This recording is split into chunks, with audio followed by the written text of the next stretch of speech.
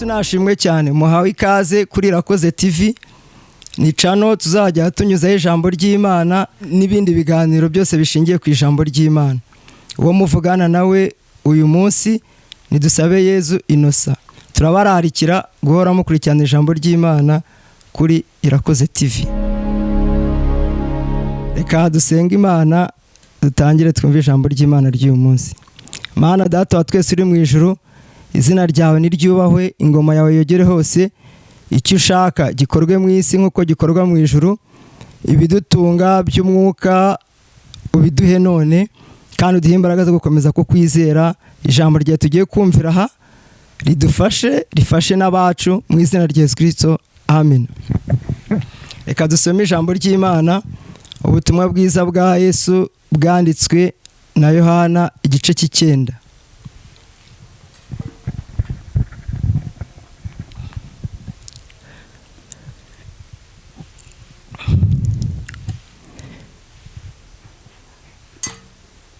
Bibiliya iravuga ubutumwa bwiza bwa Yesu bwanditswe na Yohana igice cy'Icyenda, duhere ku murongo wa mbere. Akigenda abona umuntu wavutse ari impumyi. Abigishwa baramubaza bati, mwigisha, ninde wakoze icyaha, n'uyu cyangwa n'abigishwa be, ko yavutse ari impumyi? Yesu arabasubiza ati, uyu nta cyaha yakoze cyangwa abigishwa be, ahubwo ni ukugira ngo imirimo y'Imana yerekanirwe muri we. Nkwiriye gukora imirimo y'uwantumye hakiri ku manywa, bugiye kwira n'igihe umuntu atakibasha gukora. Nkiri mu isi ndi umucyo w'isi. Amaze kuvuga atyo, acira amacandwe hasi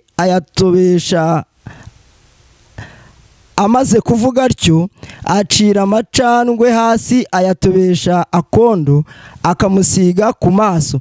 Aramubwira ati, genda wiyuhagire mu kidendezi cy'Isorowamu, hasobanurwa ngo yaratumwe. Nuko aragenda ariyuhagira, agaruka ahumutse. Imana nishimwe cyane, kandi Imana ihabwa icyubahiro.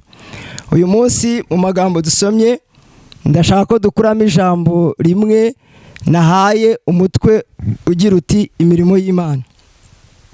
Ndashaka kuvuga gatoya mu magambo atari menshi cyane, ijambo rivuga imirimo y'Imana. Iyo tuvuze imirimo y'Imana igiye itandukanye, ariko ndashaka kuvuga itandukaniro riba hagati y'imirimo y'Imana n'imirimo y'abantu, kuko abantu nabo bagira imirimo bakora kandi myinshi myiza, ariko itandukaniro riri hagati y'imirimo y'Imana n'imirimo y'abantu ni uko imirimo y'abantu igira aho igarukira, ariko imirimo y'Imana yo ntigira aho igarukira. Mu magambo yumvikana, abantu barakora ariko bakagira aho batarenga, ariko imirimo y'Imana yo, Imana yiyikora ntigira imbibi, irakomeza kandi igakomera. Mu byumvikana cyane nuko twasanze yuko hari ibintu abantu badashoboye, ariko Imana ikaba ibishoboye. Imana ntihabwa icyubahiro. Hari imirimo myinshi abantu bakora kandi hakagira n'indi bananirwa gukora, ariko Imana yo irakora, nta murimo n'umwe wananira Imana. Haleluya! Imana yacu ni ishimwe. Imana yacu nta murimo ujya uyinanira. Mu mirimo yose ibaho mu isi, ibyananiye abantu niyo ibikora, ibyo abantu badashoboye Imana yo ibi bishoboye. Aha rero ndashaka ko tuvuga icyo bita itandukaniro ry'imirimo y'Imana n'imirimo y'abantu. Abantu koko baragerageza, kandi hari n'abantu bo gushimirwa, ariko ndababwiza ukuri yuko abantu nubwo bakora, ntabwo imirimo yabo ishyika ngo irenge, hari ahantu itarenga. Ariko imirimo y'Imana irakora, kandi irakora ikanarenga n'imbibi, kuko abantu bo ntibarenga urubibi, bafite ahantu batagarukira. Umuntu ashobora gukora neza, ariko ugasanga hari ibintu byamunaniye, ariko Imana nta kijya kinanira. Imana yacu ntihabwa icyubahiro kandi ishimwe cyane. Hanyuma iri jambo twasomye ni ijambo Yesu, ijambo ryaravuze, ryatubwiye ngo Yesu akigenda ntabwo nshaka kuvuga ahantu yari aturutse cyane, ariko ndashaka kubasobanurira ko yari avuye mu rusengero abayuda bagiye kumutera amabuye. Hanyuma ngo akigenda ngo haboneka mu nzira aho umuntu wavutse ari impumyi. Bibiliya iratubwira ngo nuko abigishwa baramubaza bati, ese kuyu yavutse ari impumyi niwe wakoze icyaha cyangwa se ni ababyeyi be? Bibiliya ikavuga ngo Yesu arababwira ngo uyu nta cyaha yakoze kandi n'ababyeyi be nta cyaha bakoze, ngo ahubwo kwari ukugira ngo imirimo y'Imana yerekanirwe muri we. Bibiliya yatubwiye ngo nuko Yesu arangije aravuga ngo nkwiriye gukora umurimo wa data hakiri ku manywa kuko bugiye kwira n'igihe umuntu atakibasha gukora. Ndashaka kuvuga iki rero? Imirimo irakorwa, ariko hari igihe habaho umwijima, imirimo ikaba itagikorwa yo mu isi. Ariko imirimo yo mu ijuru ntabwo igira ubwire cyangwa ngo igire igitondo, ahubwo igihe cyose imirimo y'Imana irakorwa. Yesu rero kuko yakoreraga mu isi icyo gihe, yaravuze ngo hari igihe buzaba bwije umuntu atakibashije gukora. Ariko ndashaka kuvuga gatoya kuri iyi mpumyi. Iyi mpumyi ngo yari impumyi, ariko ifite ubuhumyi butandukanye n'ubw'izindi mpumyi zose. Umuntu ashobora kuba ahumye, ariko wamureba ugasanga afite ubuhumyi. Ubwo buhumyi bukaba butandukanye n'ubw'izindi mpumyi, mbese ahumye byihariye. Iyo dusomye amateka y'impumyi, ngo yari yaravutse ari impumyi, ariko ivuka mu buryo budasanzwe. Ngo ivuka ifite isura, ariko ngo ikagira amazuru n'umunwa n'amatwi nk'uko bigaragara umuntu avuka. Ariko ngo ahantu hari kujya amaso ntihabonekaga. Mu yandi magambo, uko amaso ateye n'imboni uko zijyamo, hariyo imboni ziba ziri, nta hantu byagaragaraga yuko wahashyira imboni. Mu yandi magambo, yari yaravutse mu buryo budasanzwe, yari afite ubuhumyi bwihariye, kugeza ubwo ngo yari atangariwe. Abantu bose bajyaga batekereza yuko bishobora kuba ari icyaha cy'ababyeyi be, abandi bakibaza batashobora kuba yaravutse ari impumyi ku mpamvu runaka, ese ni karande zo mu miryango.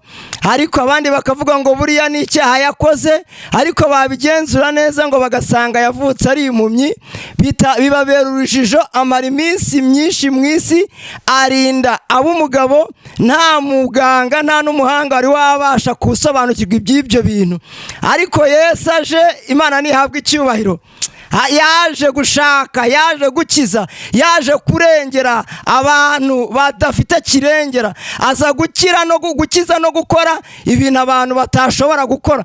Arangije rero aravuga ngo nkwiriye gukora umurimo wantumye hakiri ku manywa bigishoboka. Imana ntihabwe icyubahiro, dukwiriye gukorera Imana natwe bigishoboka. Imana nishimwe. Ikintu nabonye ngo nuko Yesu amugirira impuhwe atabimusabye. Hari abantu bagirira impuhwe Yesu hari abantu bagirira impuhwe Yesu akunda kugirira abantu impuhwe kuko yumvishije abantu babahinda iciro ry'imigani. Hari abantu batabasha gukira, hanyuma bagahinduka iciro ry'imigani, bikaba ngombwa yuko bahinduka abantu bababungana, aho ugeze ugasanga baramuvuga, nta wamukiza, nta n'uwamugirira neza kuko abantu ntibamubasha. Ariko Yesu ahageze abona akwiriye gukora icyo gikorwa cyo kumuhumura, ngo nibwo yigira inama yo gutoba kondo atabimusabye, ngo agasiga ku maso. Arangije aramubwira ngo najye kwiyuhagira mu kidendezi cy'Isorowamu, bisobanurwa ngo yaratumwe.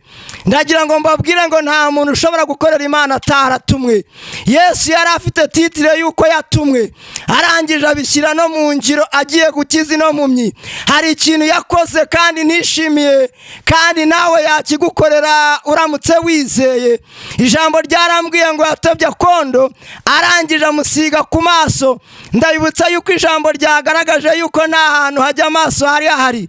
Kariya kondo yaragatobye, ngo arangije aramushushanyiriza, aravuga ngo hagombaga kujya ijisho rya mbere avuka ridahari.